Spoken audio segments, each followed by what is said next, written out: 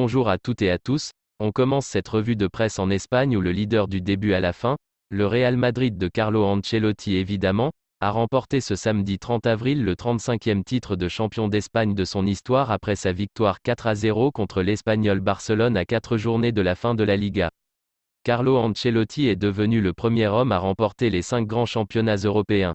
L'ancien footballeur international italien a vaincu en Italie avec l'AC Milan en 2004, en Angleterre avec Chelsea en 2010, en France avec le Paris Saint-Germain en 2013 et en Allemagne avec le Bayern Munich en 2017, avant de régner sur l'Espagne.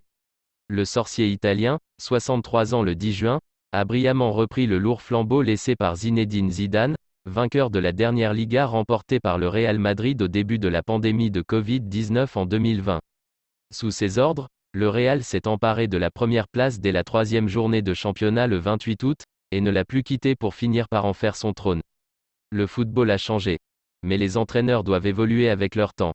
Je ne me considère pas comme un vieil entraîneur. Je me considère comme un entraîneur qui a de l'expérience, parce que j'ai traversé tous ces changements, a glissé Ancelotti vendredi en conférence de presse d'avant-match. Rappelé le 1er juin 2021 par le Real Madrid 6 ans après son limogeage ayant sanctionné un premier mandat en deçà des attentes, 2013 à 2015, Ancelotti a pris le relais de Zidane, qui avait souffert d'une cassure avec certains dirigeants.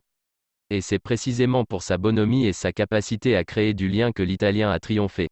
Sans la plupart des cadres, laissés au repos avant la demi-finale retour de Ligue des Champions contre Manchester City mercredi prochain. Le Real a offert un festival pour sceller son sacre au Bernabéu, 2 buts du jeune Rodrigo, 33e, 44e, un 3e de Marco Asensio, 55e, et un dernier de l'inévitable Karim Benzema, entré en fin de match, 81e, pour prendre 17 points d'avance sur son dauphin provisoire, le Séville FC.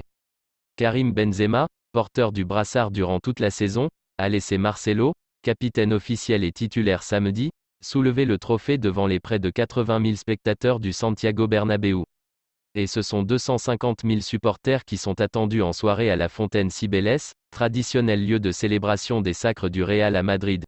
Marcelo, 34 ans le 12 mai, a dépassé la légende Paco Gento et ses 23 sacres, devenant ainsi le joueur ayant glané le plus de trophées au sein du Real Madrid avec 24 titres. Désormais, roi d'Espagne, le Real rêve plus grand.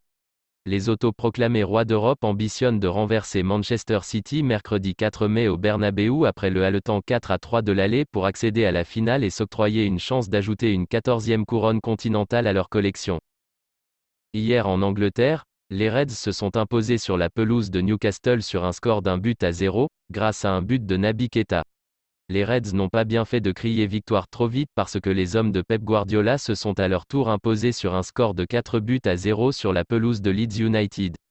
Une victoire qui leur permet de repasser devant les hommes de Jürgen Klopp avec 2 points d'avance à 3 journées de la fin.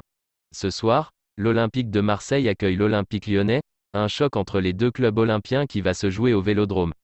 Alors qui voyez-vous remporter le match? On attend vos avis dans les commentaires.